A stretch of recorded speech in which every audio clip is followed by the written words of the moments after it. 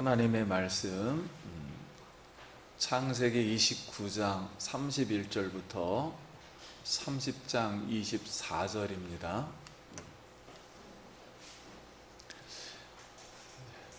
하나님의 말씀입니다. 31절 여호와께서 레아가 사랑받지 못함을 보시고 그의 태를 여섰으나 라헬은 자녀가 없었더라.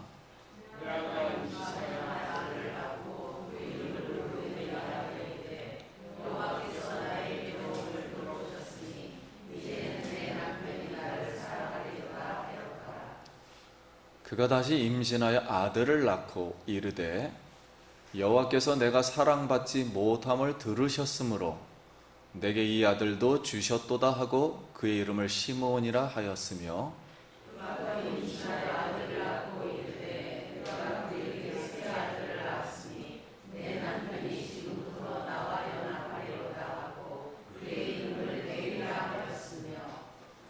그가 또 임신하여 아들을 낳고 이르되 내가 이제는 여호와를 찬송하리로다 하고 이로 말미암아 그가 그의 이름을 유다라 하였고 그의 출산이 멈추었더라.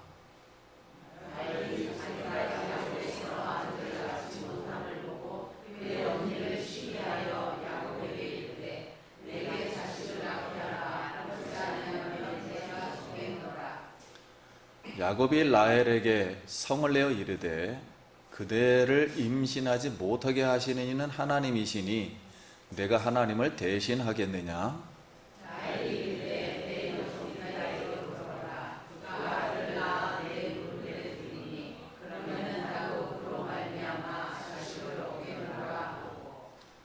그의 시녀 비라를 남편에게 아내로 주매 야곱이 그에게로 들어갔더니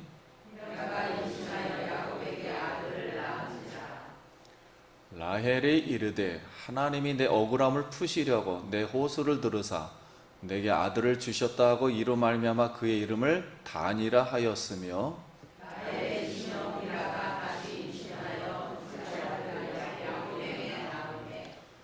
라헬이 이르되 내가 언니와 크게 경쟁하여 이겼다 하고 그의 이름을 납달리라 하였더라.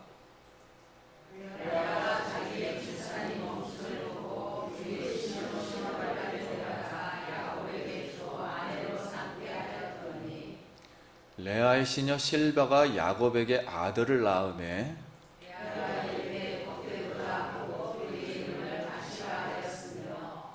레아의 시녀 실바가 둘째 아들을 야곱에게 낳으매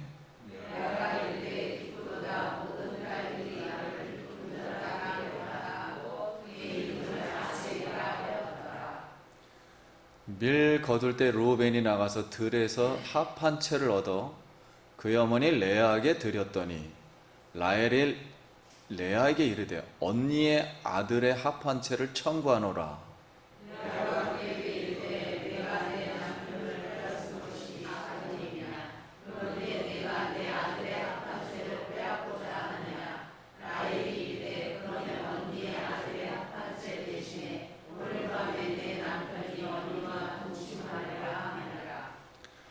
저물 때에 야곱이 들에서 돌아오매 레아가 나와서 그를 영접하며 이르되 내게로 들어오라. 내가 내 아들의 합 한 채로 당신을 샀노라. 그 밤에 야곱이 그와 동침하였더라.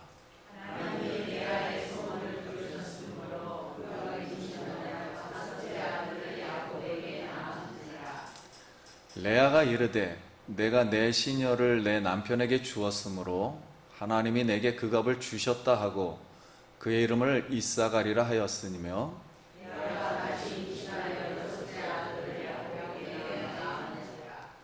레아가 이르되 하나님이 내게 후한 선물을 주시도다. 내가 남편에게 5 아들을 낳았으니 이제는 그가 나와 함께 살리라 하고 그의 이름을 스불론이라 하였으며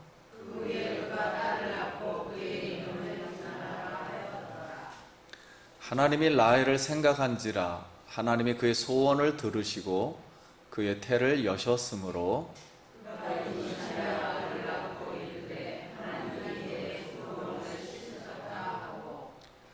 그 이름을 요셉이라 하니 여호와는 다시 다른 아들을 내게 더하시기를 원하노라 하였더라.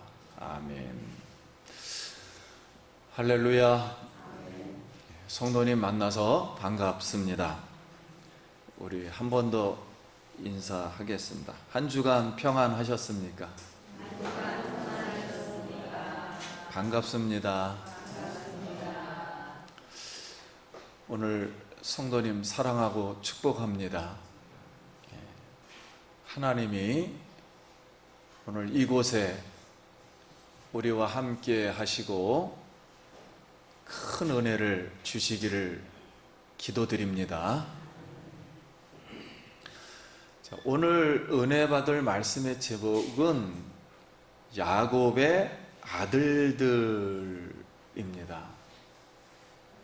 한번 따라 하겠습니다. 야곱의 아들들.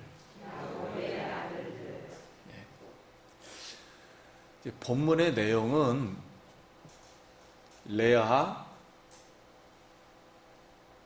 빌하, 실바, 라헬이 11명, 야곱의 아들들 11명과 딸 하나를 낳는 과정을 이야기하는 내용이에요.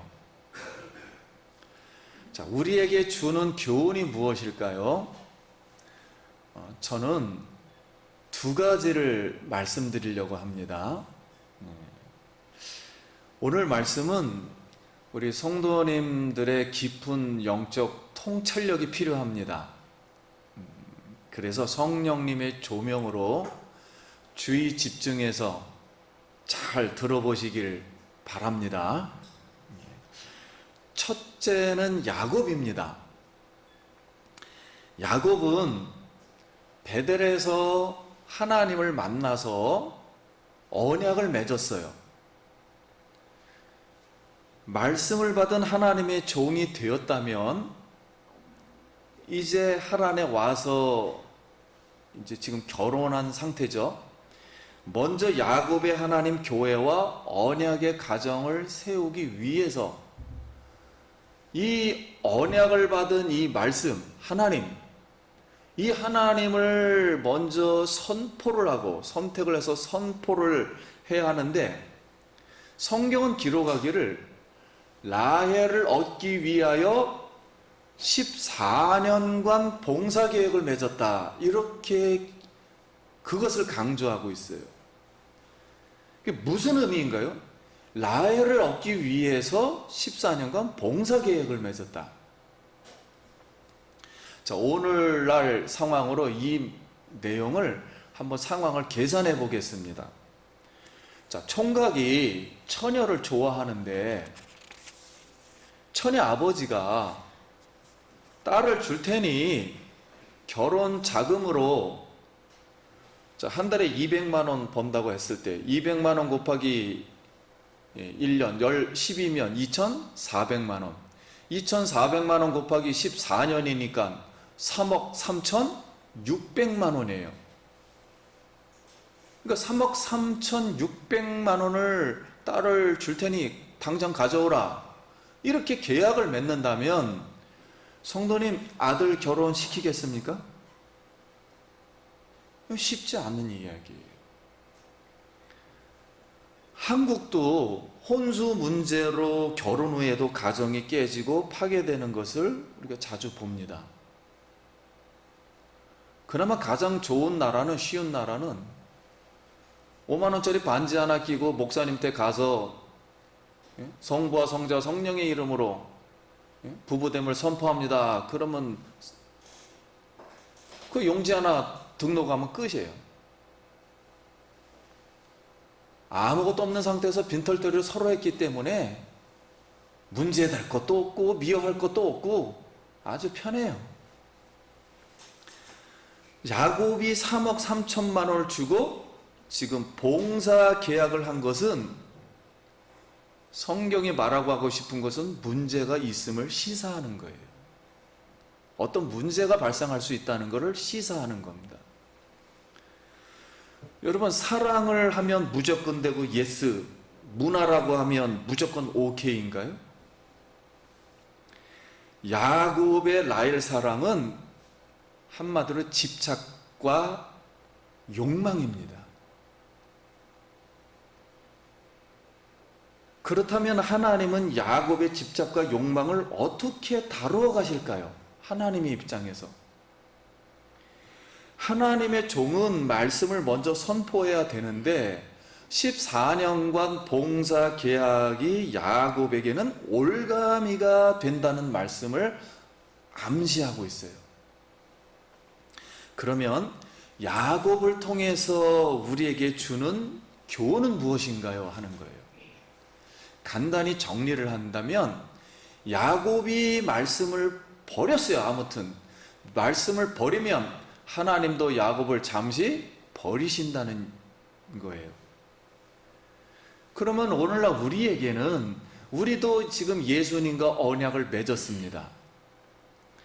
예수 말씀의 종이 되었어요. 그래서 사람 사랑에 집착 말고 예수님의 말씀을 먼저 선택하고 선포해서 순종하는 우리가 되길 간절히 축복합니다. 일단 야곱을 이렇게 이해를 하셔야 돼요. 그럼 두 번째입니다. 레아와 라헬입니다. 레아는 아버지가 속여가지고 라헬이 결혼해야 되는데 그날 밤에 레아가 들어가 버렸어요. 이게 지금 말도 안 되는 사기 황당한 사건이 벌어졌어요. 자, 그렇다면 그래서 야곱의 아내가 되었어요. 야곱도 원하지도 않는 사람이었고 레아도 뭐 약속을 하거나 그런 적도 없어요. 그냥 하루아침에 아내가 된 거예요. 그렇다면은 야곱이 레아를 사랑할 수 있겠습니까? 이건 불가능해요. 상식적으로 생각해도 이건 불가능한 거예요. 그래서 사랑을 할 수가 없습니다. 아마 죽을 때까지도 안 할지도 몰라요. 왜냐면 자기가 원했던 사람도 아니고 사기 결혼 당해서 마지못해 사는 거니까요.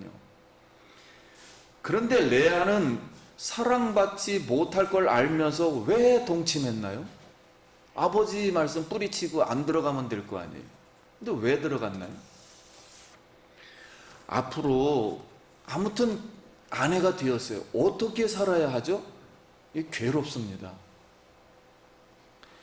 그런데 하나님이 이 상황을 가만 보니까 레아가 그냥 불쌍해요. 아무튼 인생을 보니까 너무 불쌍해요. 그래서 태를 열어주십니다. 그래서 첫째 아들 루벤, 나의 괴로움을 돌보셨다. 둘째 아들 시몬, 나의 기도를 들으셨다. 셋째 아들 레이, 나와 이제 연합할 것이다. 넷째 아들, 내가 찬양할 것이다. 이래서 마음의 상태로 아이 이름을 계속 지어 나가요. 근데 하나님이 아무튼 어떤 상황이든 간에 생육하고 번성하라는 인간에게 창조 때 주셨던 그 은총을 주신 줄 믿습니다. 우리가 이 성경을 이해를 할 때 세상 문화라는 게 있어요. 이 문화가 우리가 그냥 얌전하게 산다 그래서 이게 꼭 하나님 앞에 하나님 문화라고 볼 수 없습니다.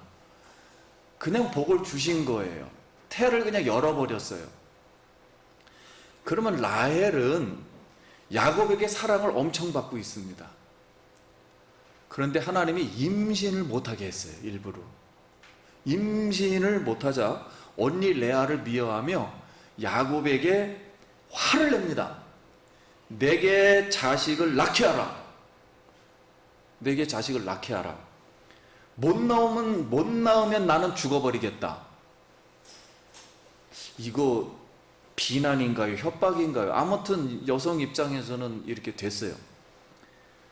그러니까 우리가 가만 라헬의 성격을 보면은 아무리 뭐 남자로부터 사랑을 받지만 못된 성질만 나중에 그냥 득실득실합니다. 못된 성질만 있어요. 야곱이 라헬에게 그러니까 임신은 하나님의 소관인데 내가 하나님이냐? 하고 화를 또 싸운 거죠. 그래서 라헬이 야곱에게 그러면 내 여종 비라에게 들어가라. 내가 그로 아이를 얻을 것이다. 그러니까 여종은 시종은 소유권이 그 여인에게 있기 때문에 마음대로 할 수 있어요. 그래서 그 여종이 다섯 번째 아들 단, 나의 억울함을 풀어주셨다. 라헬이 이렇게 또 고백하고, 여섯 번째 아들 납달리를 또 낳아줘요. 그랬더니 언니와 경쟁하여 이겼다. 자, 한번 따라 하겠습니다. 언니와 경쟁하여 이겼다. 오늘 주목하셔야 될 내용은, 개념은 경쟁하여 이겼다는 거예요. 지금 결혼 생활과 언약의 가정을 세우고 언약의 교회를 세워야 되는데, 지금 이 두 여인은 이 생각밖에 없어요. 경쟁해서 뭐 했다고? 이겼다. 도대체 뭘 이긴다는 것인지, 도대체 왜 경쟁하는 것인지, 요거를 성경이 말하고 싶은 거예요. 지금 요 가정에 지금 도대체 이게 뭔가, 경쟁해서 이기려고 하는 이유가 뭔가, 이걸 우리에게 말하려고 하는 거예요. 그래서 결국은 레아와 라헬이 아기나키 경쟁을 합니다. 지금까지 보면 현재 스코어 4대2예요. 아무튼 그러자 레아가 자기 시종 또 실바를 야곱에게 주어요. 4대가 되니까 불안했는지, 그래서 7번째 아들 갓, 복되도다. 8번째 아들 아셀, 나를 기쁜 자라 할 것이다 하고서 다시 레아와 라헬이 6대2로 앞서가요. 레아가. 근데 어느 날 루벤이 임신시키는 합한채를 얻어서 엄마 임신이 멈춘 레아에게 주었더니, 동생 라헬이 레아에게 합한채를 달라고 하니까 다시 언니 레아가 라헬에게, 야, 내 남편도 빼앗고, 그러니까 사랑을 여기만 독차지하니까 빼앗다고 본 거죠. 합한채까지 빼앗으려 하느냐 했더니만, 다시 동생 라헬이 이 레아에게, 그럼 합한채를 동생에게 오늘 달라, 나에게 주고 대신 오늘 밤은 언니가 들어가라. 그러면은, 그래가지고 그걸 합의를 했어요. 그래서 야곱이 들에서 돌아오자 레아가 야곱에게, 내가 내 아들을 합한 채로 당신을 샀노라 하고서, 레아가 이제 멈췄다니까 생산이, 자기 시종 실바를 야곱에게 주니 9번째 아들 이사갈, 하나님이 그 값을 주셨다. 10번째 아들 스불론, 그가 나와 함께 이제 살 것이다. 그리고 11번째 딸 디나를 낳습니다. 그래서 레아가 9대2로 압승을 해버렸어요. 압승을 합니다.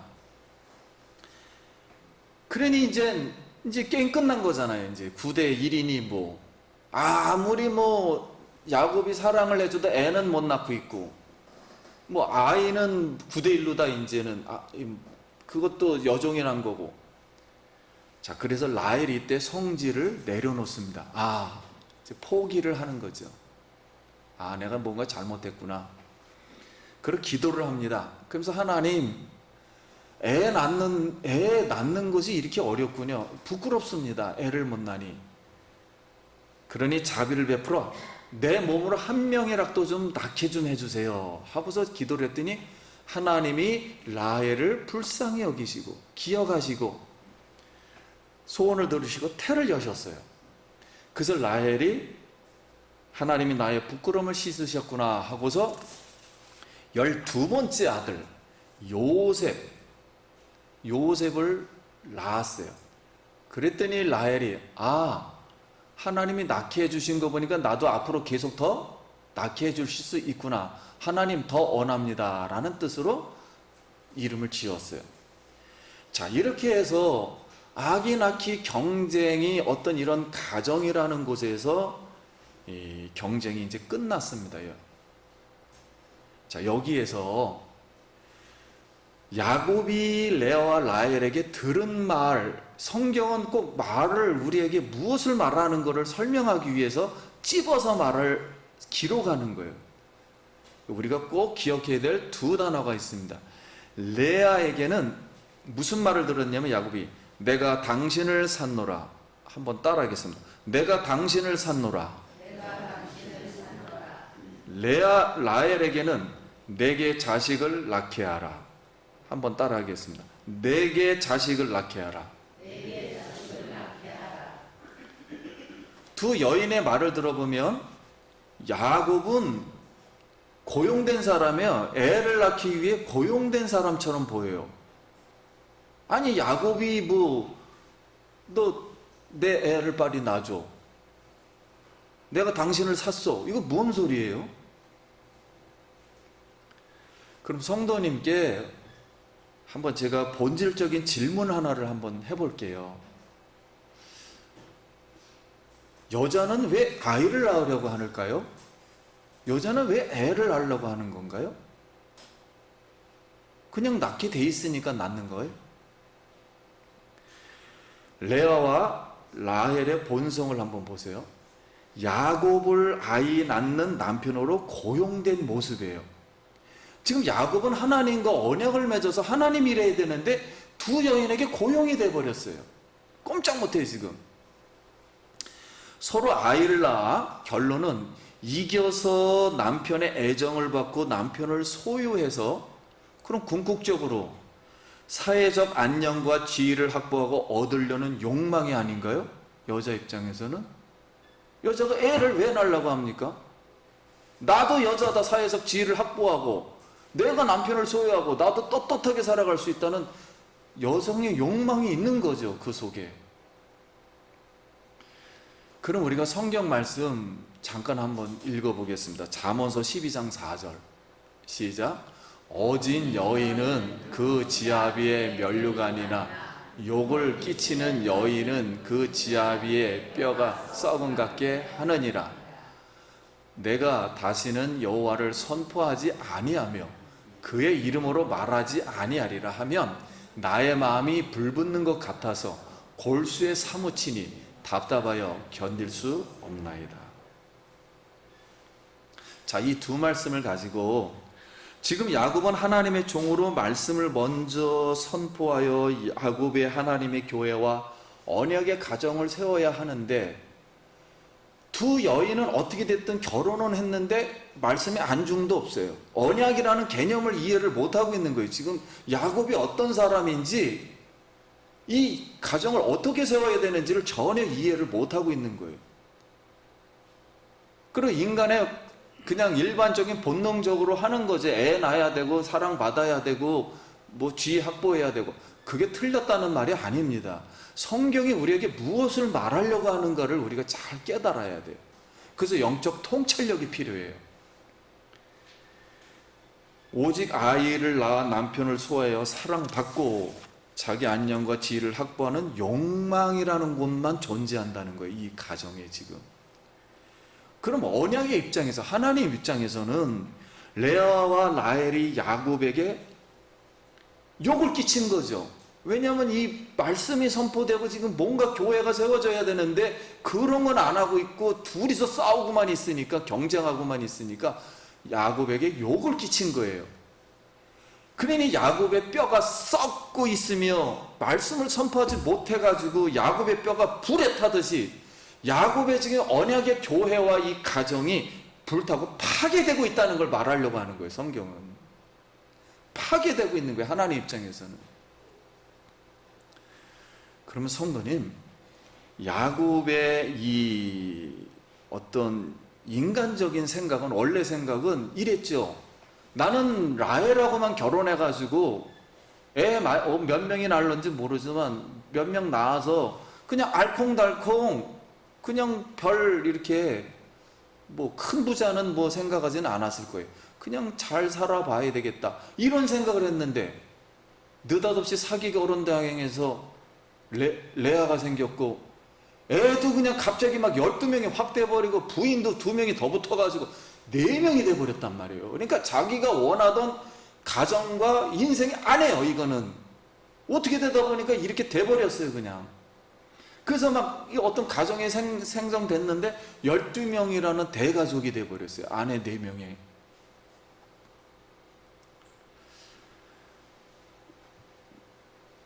그렇다면은 주도권이라는 것이, 가만 보세요. 야곱의 입장에서는 라헬하고 사랑하는 사람과만 살아서 애를 낳으면 인간적으로 자연스럽게 생각한 거죠. 근데 하나님 그걸 다 막아버렸어요. 라헬에게 애를 못 낳게 했으니까 다 막아버리고, 그래서 결론은 10대 1이잖아요. 그럼 주도권을 누가 갖고 있겠습니까? 이쪽에 있는 레아의 중심으로 아들들의 주도권 10대 1로 다 주도권이 이쪽으로 바뀌어버린 거죠. 그러니 야곱이 자기가 원했던 그런 꿈이라는 것은 현실적으로는 사실 불가능해요. 어려워집니다. 주도권이 뺏겨버렸어요. 현실적으로 이룰 수가 없어요. 자기가 생각했던 낭만적인 그런 가정과 행복이라는 것은 여기에 존재하지 않아요. 지금 말씀을 이제 맺으려고 합니다. 성경은 레아와 라헬의 야곱의 아들들을 낳을 때마다 그걸 많이 기록했거든요. 두 여인의 마음 상태가 이랬다. 그래서 영적 상태로 이름을 지었어요. 그 내용을 들어보면 괴롭다, 들으셨다, 연합한다, 찬양한다, 억울하다, 이겼다, 복되다, 기쁜 자다, 그갑이다, 함께 살다, 더 원합니다. 자, 이런 마음의 상태에서 아이를 낳고 이렇게 그 가정이 형성이 되었어요. 자, 이런 마음 안에서 언약과 말씀과 예수를 보아야 한다는 거예요. 그리스도를 보아야 한다는 거예요. 자, 인간이 만든 이런 어떤 가정이라는 공동체, 그때는 교회였죠. 이런 사람들이 모여 있는 것이 가정이고 교회예요. 같이 보는 거예요. 그럼 성경은 오늘 왜 이런 말을 기록하는 걸까요? 지금 이 말을 듣는 사람은 이스라엘 백성들이에요. 그 후손들이에요. 지금 자기들이 어떻게 형성돼서 이스라엘이 됐는지 그거를 지금 듣고 있는 거예요. 이스라엘의 12지파와 오늘 우리가 또 듣고 있어요. 우리 교회가 어떻게 형성됐는지를 지금 듣고 있는 거예요. 지금 이런 사람들의 인간의 마음 상태에서 이스라엘과 오늘 우리 교회, 즉 우리의 가정이라 그러죠. 가정이 형성이 되었다는 거예요. 그러니 이 12명의 이 인간의 복잡한 마음 상태에 있는 이 사람들이 모였으니 문제가 앞으로 생길까요? 안 생길까요? 당연히 복잡한 교회가 되겠지요. 그런데 성경이 우리에게 말하고 싶은 것은 이런 마음의 상태고 인간이 잘못하고 뭐 어떤 행동을 했는지 모르지만 경쟁에서 이기려고 했고 이런 욕망이 존재했지만 이런 속에서 하나님은 우리를 하나님의 자녀로 삼아주신 줄 믿습니다. 우리를 자녀 삼아주었다는 거예요. 그냥 너희들 다 하나님 나라로 들어와, 내가 그냥 다 입양해 줬어. 세상은 원래 그런 거야. 인간의 본성은 그런 거야. 그렇게 살 수밖에 없고 선택의 여지가 없어. 그러면서 하나님을 그 속에다 집어넣어 주신 거예요. 그래서 오늘날 우리는 여러분 지금 어떤 상태에 아마 다 계실 거예요. 이런 상태에서 천지를 지으시고 우리 인생의 생사화복을 지으시고 우리에게 한없는 자비를 주시고 예수를 믿은 그 이유 하나로다 언약을 맺어서 오늘 우리에게 자비와 긍휼로 축복해 주심을 믿습니다. 이 하나님을 끝까지 바라보라는 거예요. 이 속에서. 그러면 야곱과 라헬과 레아의 행복은 어디 있었을까요? 우리가 이 얘기를 들어보면 행복이 없었어요. 왜냐하면 경쟁에서 애 낳아야 되고 그래서 행복이 없었어요. 겉모습의 가정에 있지 않았습니다. 그러면 행복은 어디 있었을까요? 도대체 우리가 알고 있는 그 행복, 우리가 알고 있는 행복은 인간적인 굉장히 지극한 인간 본성에 의해서 만들어진 행복이에요. 우리가 행복을 만든다고 아무리 우리가 부자가 돼도 행복해지지 않습니다. 남편에게 사랑을 받는다 해서 행복이라는 그 근본적인 개념을 생기진 않아요.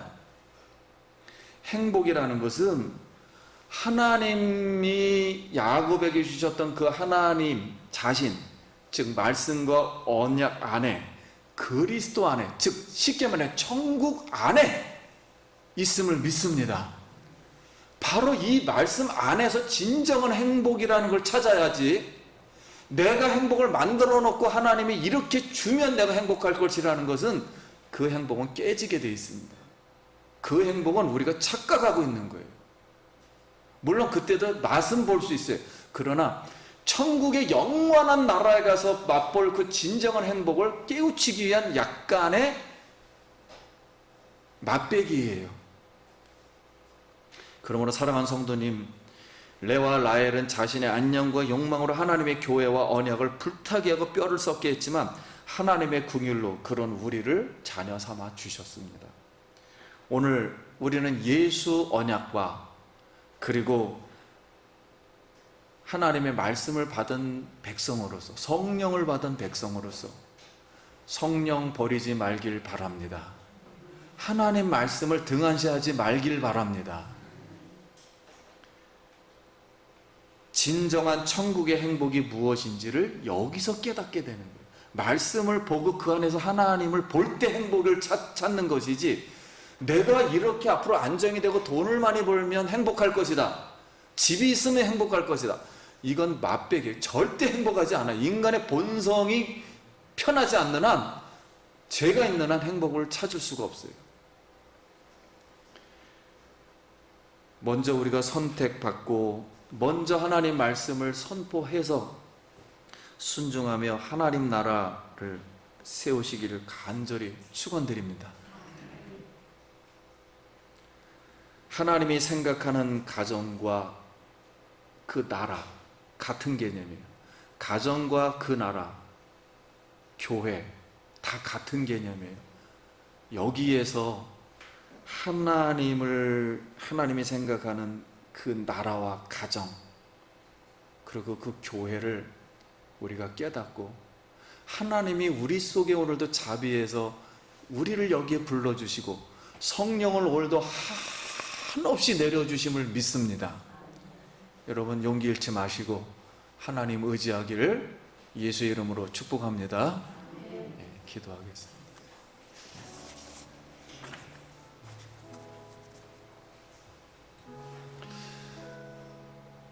여러분, 우리가 믿지 않아도 하나님은 일반 은총을 주셔요. 최소한 하나님은 우리를 창조하셨기 때문에 창조된 기본적인 것은 다 주십니다. 예수님 오실 때까지는. 죄를 짓던 하나님을 배격하든 일반적인 은혜는 다 주셔요. 근데 우리에게 더 필요한 것은 특별 은혜입니다. 일반 은총 속에 하나님이 계셔야만 해요. 우리 감사기도 잠깐 드립니다. 하나님 아버지 은혜를 감사합니다. 오늘 말씀을 통해서 우리 하나님의 사랑을 다시 한번 깨닫고, 하나님이 우리를 다시 세워주시고 우리가 하나님만을 다시 의지할 수 있도록 도와주시고, 여러 가지 마음 상태에서 하나님만을 바라볼 수 있도록 주님 도와주시옵소서. 예수님 이름으로 기도드립니다. 아멘. 우리 영광의 박수 드리겠습니다.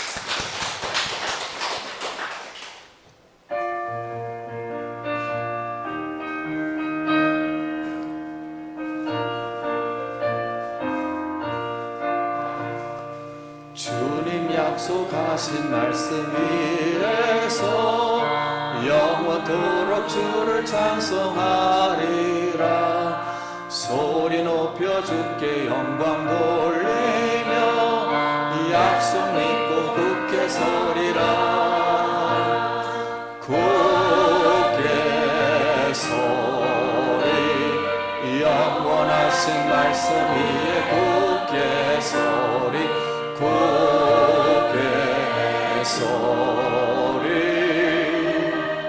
그 말씀 위에 굳게 서리라.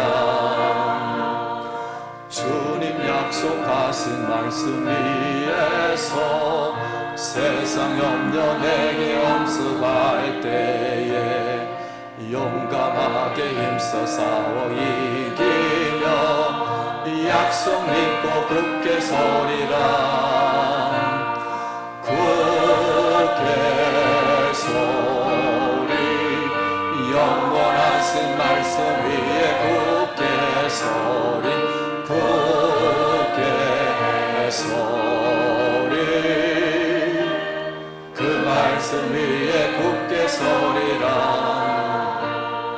주님 약속하신 말씀 위에서 영원하신 주의 사랑 믿고 성령으로 힘써 싸워 이기며 약속 믿고 굳게 서리라.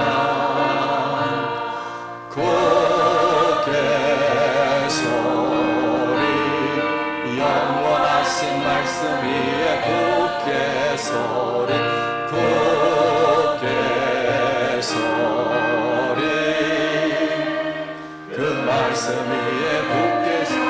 우리 한번 손을 들어서 주님 약속하신 말씀 위에서 성령 인도하는 대로 행하며 주님 품에 항상 안식 얻으며 약속 믿고 굳게 서리라. 굳게 서리 영원하신 말씀 위에 굳게 서리 굳게 서리 그 말씀 위에 굳게 서리라.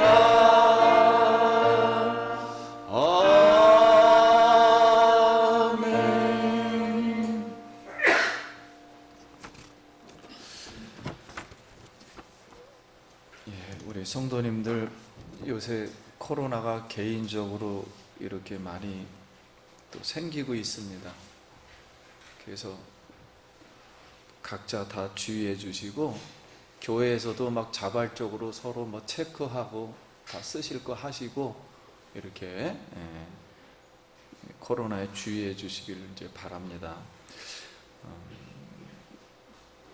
그리고 이런 가운데서 분명한 거 한 가지는 하나님의 증표예요. 예수님이 마지막 때에 오시겠다는 증표 하나가 전염병입니다. 다시는 이제 과거로 못 들어갑니다. 이거에 이제 여러 가지가 더 겹칠 거예요.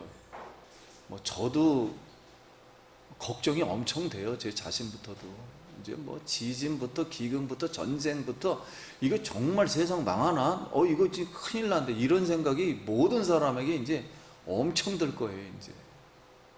근데 우리는 그런 걱정보다도 예수님이 곧 오신다. 이게 이제 종말론적인 생각이라 그러거든요. 우리 인격 안에는 하나님이 창조를 했다, 구원을 했다, 이런 온전한 인격의 어떤 부분이 있다면 신앙이라는 개념은 종말론적인 생각이 지금 없으면 예수님이 오실 것이다 이런 생각이 없으면 우리가 죽어서 나서 예수님이 언젠가는 오실지도 모르겠지만 그거 나와 상관없다, 그때 오실 사람들과의 관계다 이렇게 생각하면 안 돼요.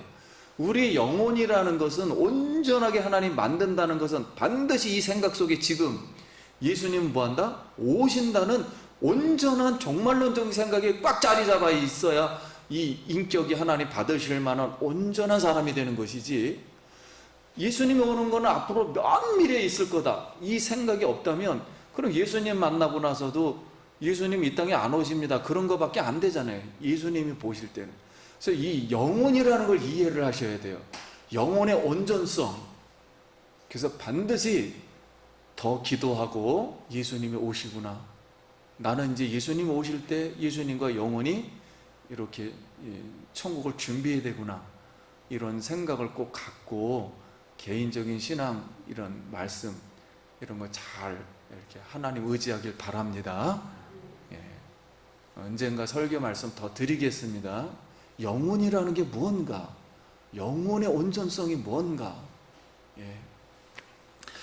그리고 6월달 이제 마지막 주 정도 돼서 우리 여선교회 헌신예배 오후에 한번 드릴 예정입니다. 대표로 해서 또 드릴 예정입니다. 우리 다 같이 일어나셔서 찬송으로 일어나시다.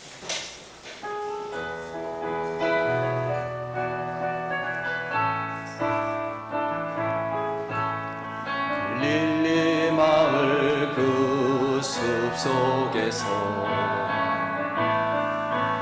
주님 그 11 제자 다시 만나시사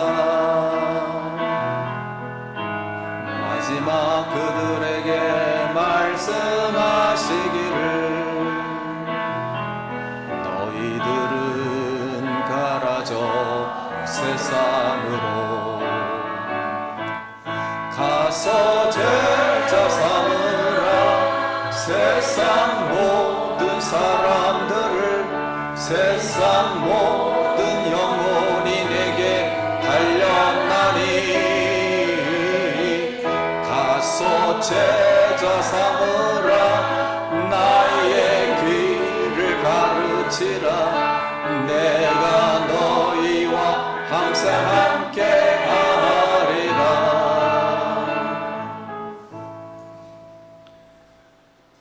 이제는 교회의 머리 대신 우리 구주 예수 그리스도 십자가에서 피 흘려 주신 보혈의 은혜와 하나님 아버지의 영원하신 사랑하심과 성령님의 교통인도 충만하셔서 오늘 우리를 이 자리에 불러주시고 은혜 주시고 자비 주셔서 구원시켜 주신 성령님의 은혜가 지금으로부터 영원토록 함께 계실지어다.